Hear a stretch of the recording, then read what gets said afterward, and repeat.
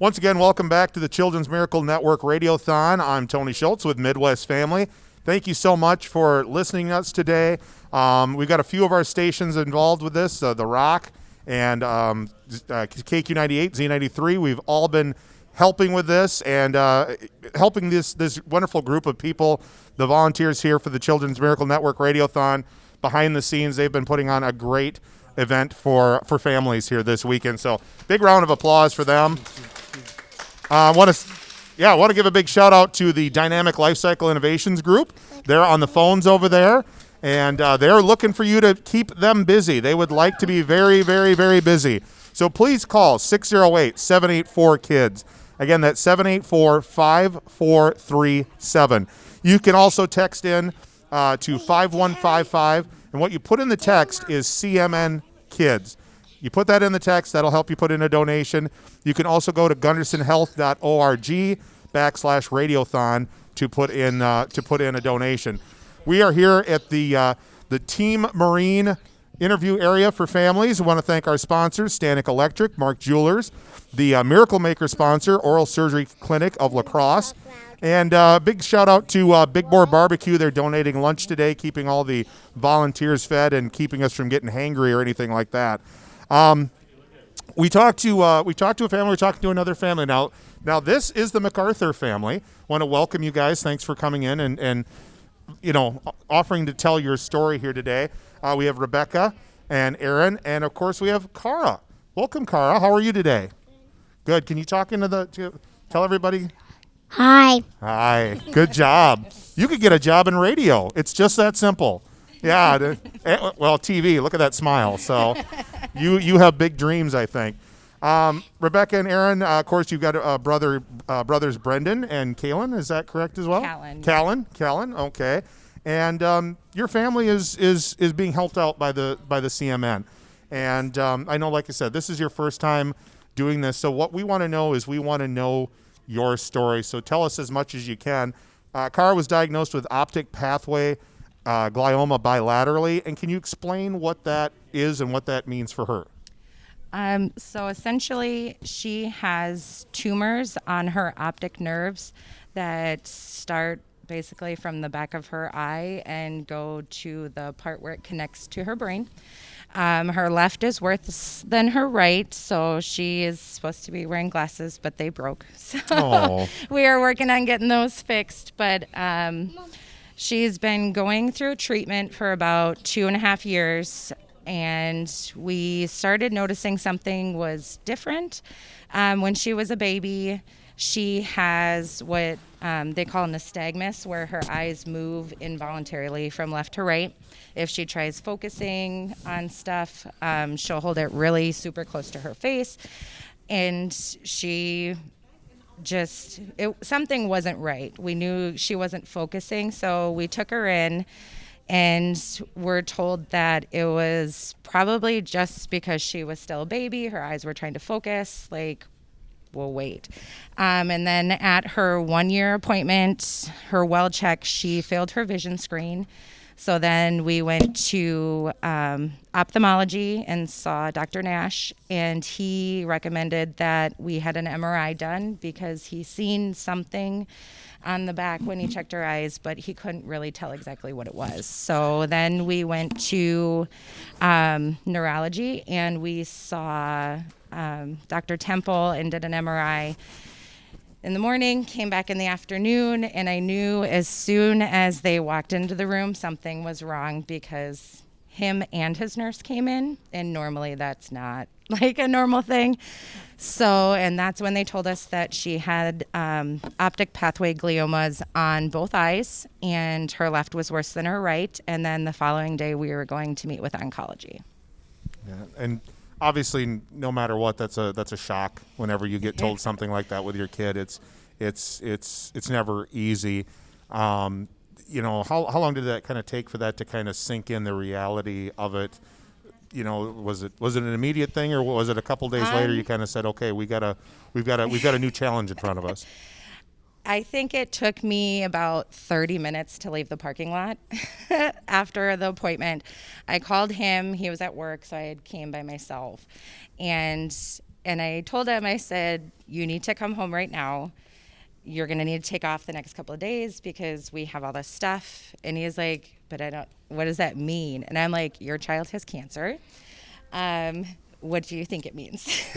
So he ended up coming home, and then the next day we met, and I think it still took a couple days for everything to sink in and for us to fully grasp and understand like what we were going into. Right. And right now we're currently on her third different chemo med. The first one that she had an allergic reaction to, and then so we switched from that, and then we went to her second one, and that one they had seen more enhancement on her MRIs, so we switched from that one to her third one.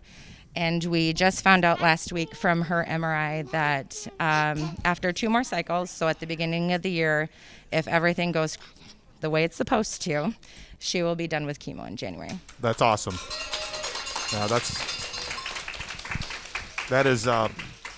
That's what we all want to hear, whether you're family or not.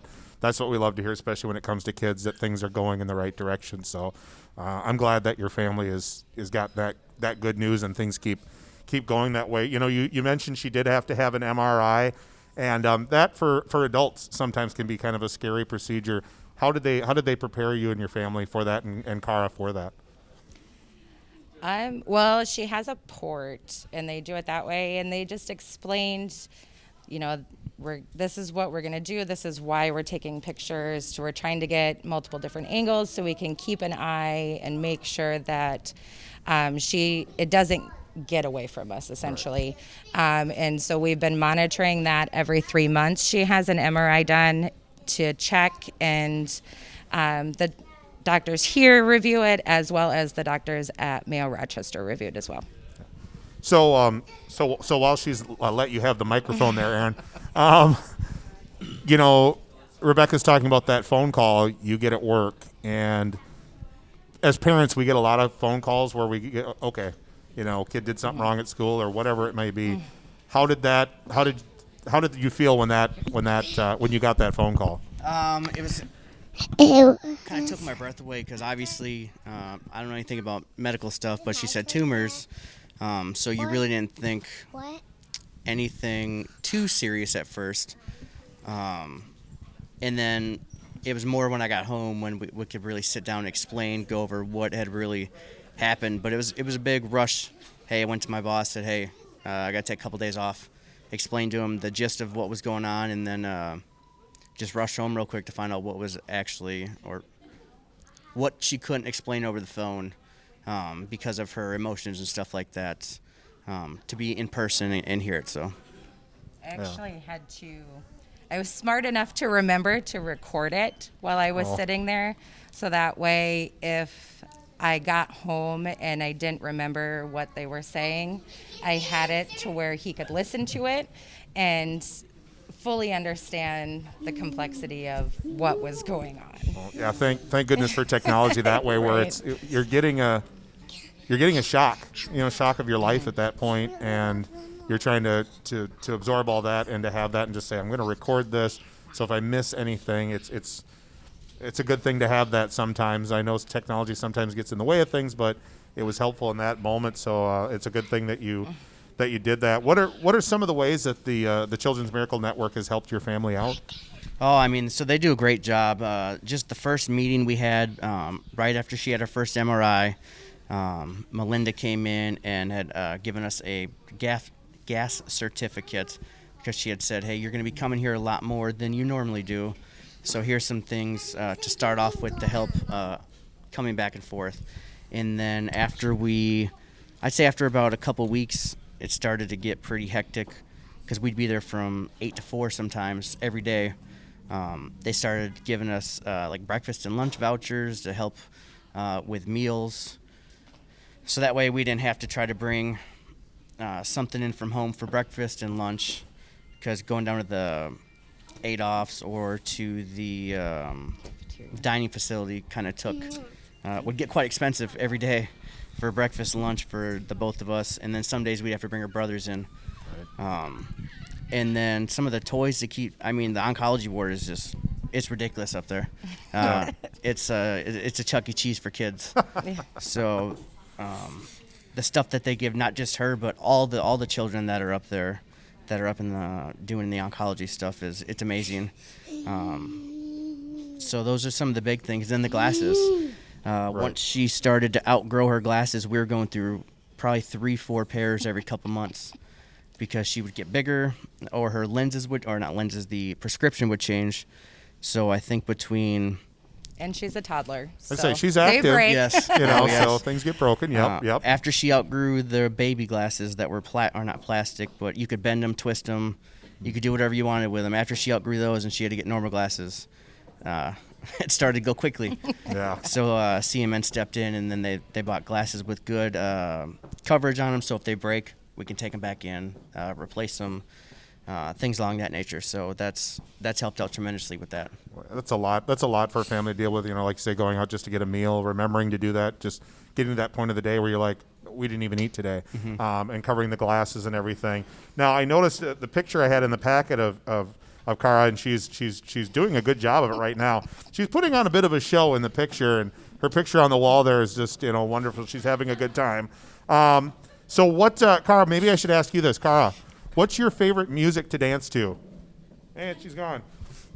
What's her favorite music to dance to? Do you want to answer that? What's your favorite What's song? your favorite music to dance I to? like Emo song. I like Sesame Street. Sesame Street? Yeah. So, like, who's your favorite Sesame Street character? Can you tell it right in the... Elmo. Elmo? Yeah. He's pretty cool, isn't he? I'm kind of more of a Grover guy myself. He's right, and he has the white headphones. Yeah, he does. That's awesome. So Sesame Street's a big thing. No special artists though, or anything like if you guys are at home and you're like, hey, let's gonna turn on this music and we're gonna have a family dance party. She really likes Imagine Dragons. Oh, okay. So Believer, Thunder, those are two of her top songs. We do Genie in a Bottle. Okay. Mom, can you do the in the bottle now? Right now, not yet. And she's really big into Paw Patrol right now. Oh, so. of course. Paw Patrol is on it. And she's got live Paw Patrol right here with does, the yes. cross canine unit. It's kind of like having Paw Patrol. A little different. She's a big fan of macaroni and cheese and chicken nuggets. Is that correct? Oh, yes. She loves her mac and cheese and chicken nuggets, pizza. She usually does really good with the kid, go-to foods. Right, so. right. And she's definitely got, she's a little introverted and a little low on energy. Yes. If you would look at her, you wouldn't know. No. She seems like she's a little subdued. So, Cara, are you having a good time? Awesome. Well, thank you so much for coming here and being here. Did you want to say anything to anybody out there?